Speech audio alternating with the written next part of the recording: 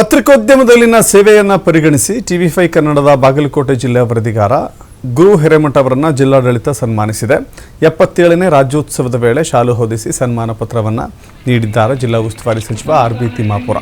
ಕಾರ್ಯಕ್ರಮದಲ್ಲಿ ಸಂಸದ P C. Gaddigoudar, MLC P H. Pujar, Rajya Sabha ಸದಸ್ಯ ನಾರಾಯಣ ಸಾಬ್ ಹಾಂಡ್ಗೆ, ಡಿ.ಸಿ. ಸಂಗಪ್ಪ ಹಾಜರಿದ್ದರು. ಗುರು ಹಿರೇಮಠ ಕಳೆದ 3 ವರ್ಷಗಳಿಂದ ಬಾಗಲಕೋಟೆ ಜಿಲ್ಲಾ ವರದಿಗಾರರಾಗಿ ಕೆಲಸ ಮಾಡ್ತಾ ಇದ್ದಾರೆ.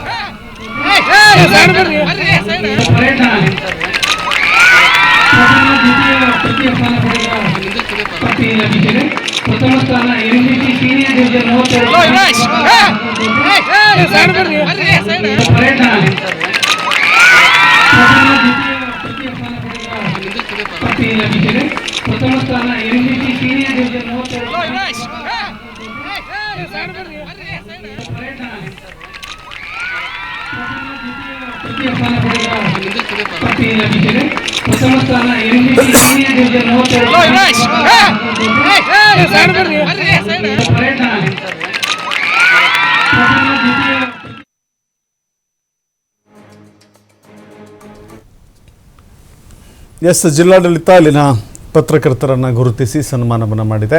ಕೇವಲ ಪತ್ರಕರ್ತರು ಮಾತ್ರವಲ್ಲದೆ ವಿದ್ಯಾರ್ಥಿಗಳಿದ್ದಾರೆ, ಸಾಧಕರಿದ್ದಾರೆ, ಅನೇಕ ವಿವಿಧ ಸಾಮಾಜಿಕ ಕಾರ್ಯಗಳಲ್ಲಿ ತೊಡಗಿಕೊಂಡಂಥವರಿಗೆ, ಪ್ರತಿಭಾವಂತರಿಗೆ ಗಣರಾಜ್ಯೋತ್ಸವದ ಅಂಗವಾಗಿ ಗೌರವವನ್ನು ಸಮರ್ಪಣೆ ಮಾಡುವ ಮೂಲಕ ಒಂದು ಚೈತನ್ಯದಾಯಕ, ಸ್ಫೂರ್ತಿದಾಯಕ